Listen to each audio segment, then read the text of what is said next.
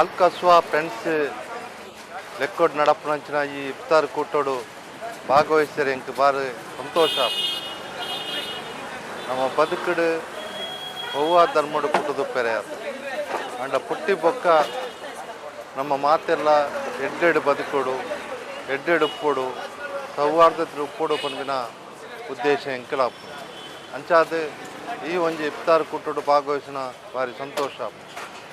ನಮ್ಮ ಪುಟ್ಟುನಗ ಇಂಚಿನನೇ ಧರ್ಮಡು ಪುಟ್ಟೋಡು ಇಂಚಿನನೇ ಜಾತಿರು ಪುಟ್ಟೋಡು ಪಂಡದು ಅರ್ಜಿ ಪಾಡ್ದಪ್ಪದು ಆಯ್ನ ಹಿಡ್ದವರ ಇನ್ನಿತ ಈ ಸಮಾಜೋಡು ಅತ್ಯಂತ ಬಡವರಿಗೆ ಕೂಲಿಕಾರರಿಗೆ ಅಕ್ಲೆಗೆ ಇಲ್ಲಡೆ ಪೋಯರೆ ಕಷ್ಟಾಪುಂಡು ಪಂಪಿನ ನೆಲೆಗಟ್ಟಿಡು ಫ್ರೆಂಡ್ಸ್ನಕ್ಕಳು ಸೇರಿದು ಈ ಇಫ್ತಾರ್ ಕೂಟ ಮಲ್ತೊಂದಿದ್ದಾರೆ. ಇಫ್ತಾರ್ ಕೂಟ ಅತ್ಯಂತ ಯಶಸ್ವಿ ಆವಡು ಈ ಪ್ರದೇಶೋಡು ಈ ಜಿಲ್ಲೆಡು ಕರಾವಳಿ ಪ್ರದೇಶಡು ಸೌಹಾರ್ದತೆ ಮೆರೆಯೋಡು ನಮ್ಮ ಮಾತೆಲ್ಲ ಒಂಜಪ್ಪೆ ಜೋಕುಲ್ಲೆಕ್ಕ ಉಪ್ಪೋಡು ನಮ್ಮ ಮಾತೆಲ್ಲ ಬೆಂದು ತಿನ್ಪಿನಕಳು ನಮ್ಮ ಮಾತೆಲ್ಲ ಒರೆಯಗೊರಿ ಸಹಾಯ ಮಂತೊಂದು ಪೋಡು ಆ ನೆಲೆಗಟ್ಟಡು ಈ ಒಂಜಿ ಸೌಹಾರ್ದದ ಇಫ್ತಾರ್ ಕೂಟಗೂ ಎಂಟು ಭಾಗವಹಿಸಿದರೆ ಕೂಡಲ ಸಂತೋಷ. ಏನು ಈ ರಂಜಾನ್ ತಿಂಗಳು ಬಂತಂತೇಳಿದರೆ ಮುಸ್ಲಿಮರಿಗೆ ಒಂದು ಸಡಗರದ ಒಂದು ಹಬ್ಬ. ಅದರಲ್ಲಿನೂ ಒಂದು ಉಪವಾಸ ಮಾಡೋದು ಒಂದು ತಿಂಗಳ ಮಟ್ಟಿಗೆ ಅವರು ಯಾವುದೇ ಒಂದು ಅವರಿಗೆ ಎಷ್ಟೇ ಇದಿರಲಿ ಆದರೆ ಒಂದು ಅವರು ಉಪವಾಸವನ್ನು ಮಾಡುವುದರಲ್ಲಿ ಅವರೊಂದು ಅದರಲ್ಲಿ ನಿಪುಣರು ಅಂತ ಹೇಳ್ಬೋದು. ಎಷ್ಟೇ ಕೆಲಸಕ್ಕೆ ಹೋಗ್ತಾ ಇರ್ತಾರೆ, ಕೂಲಿ ಕಾರ್ಮಿಕರಾಗಲಿ, ಎಷ್ಟೇ ಸಣ್ಣ ಸಣ್ಣ ಕೆಲಸರು ಯಾರಿದ್ರೂ ಅವರ ಆ ಒಂದು ಉಪವಾಸವನ್ನು ಬಿಡದೆ ಒಂದು ಉಪವಾಸವನ್ನು ಮಾಡುವ ಒಂದು ಅಭ್ಯಾಸವನ್ನು ಇಟ್ಕೊಂಡಿದ್ದಾರೆ.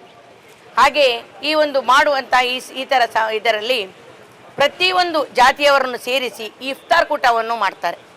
ಈ ಇಫ್ತಾರ್ ಕೂಟದಲ್ಲಿ ಎಲ್ಲರನ್ನೂ ಕರೀತಾರೆ. ಇದು ಯಾಕೆ ಕರೆಯುವುದು ಅಂದರೆ ನಾವು ಎಲ್ಲರೂ ಸಹಬಾಳ್ವೆ, ಸೋದರತ್ವ ಹಾಗೆ ಸಾಮರಸ್ಯದಿಂದ ಎಲ್ಲರೂ ಇರಬೇಕು. ಅದು ನಮ್ಮ ಒಂದು ಈ ದಕ್ಷಿಣ ಕನ್ನಡದಲ್ಲಿ ತುಂಬ ಅಗತ್ಯ ಉಂಟು.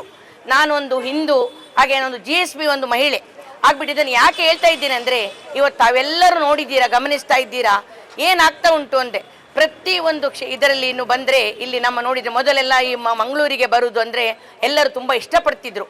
ಆದರೆ ಇತ್ತೀಚೆಗೆ ಎಲ್ಲ ಬರಲಿಕ್ಕೆ ಹೆದರ್ತಾರೆ.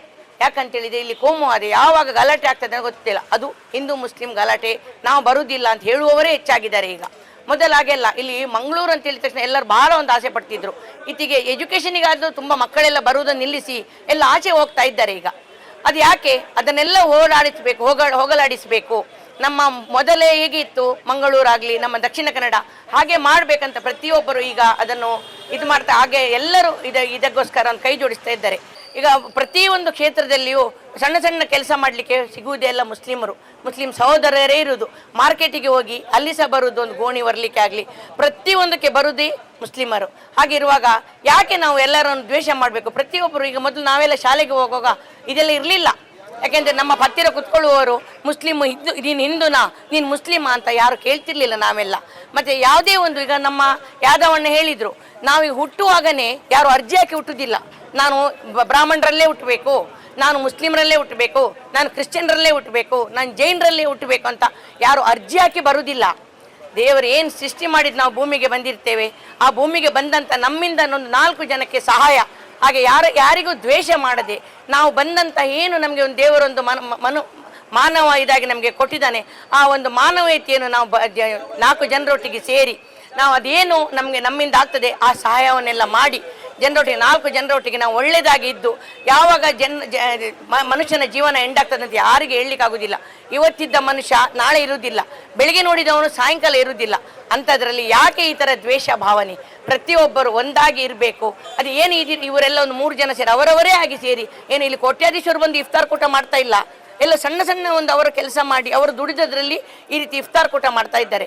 ಹಾಗೆ ಈ ಇಫ್ತಾರ್ ಕೂಟ ಮಾಡಿದಂಥ ಅವರು ಏನು ಮಾಡ್ತಿದ್ದಾರೆ, ಅವ್ರಿಗೆ ಇನ್ನೂ ಸಹ ಅವರಿಗೆ ಅಲ್ಲ ಒಳ್ಳೇದು ಮಾಡಲಿ. ಹಾಗೆ ಇದಕ್ಕೆ ಎಲ್ಲರೂ ಭಾಗಿಯಾಗಿ ಏನು ಇದರ ದ್ವೇಷ ಇದೆಲ್ಲ ಉಂಟು ಅದೆಲ್ಲ ಆದಷ್ಟು ಬೇಗ ಈ ನಮ್ಮ ದಕ್ಷಿಣ ಕನ್ನಡದಿಂದ ಅದು ಮಂಗಳೂರಿನಿಂದ ದೂರ ಆಗಿ ಎಲ್ಲರೂ ಸೋದರತೆಯಿಂದ ಬಾಳ್ಬೇಕಂತ ಹೇಳಿ ನನ್ನ 2 ಶುಭ ಸಂದೇಶ ಹೇಳ್ತಾನೆ 2 ಮಾತು ಮುಗಿಸ್ತೇನೆ. ನಮಸ್ಕಾರ.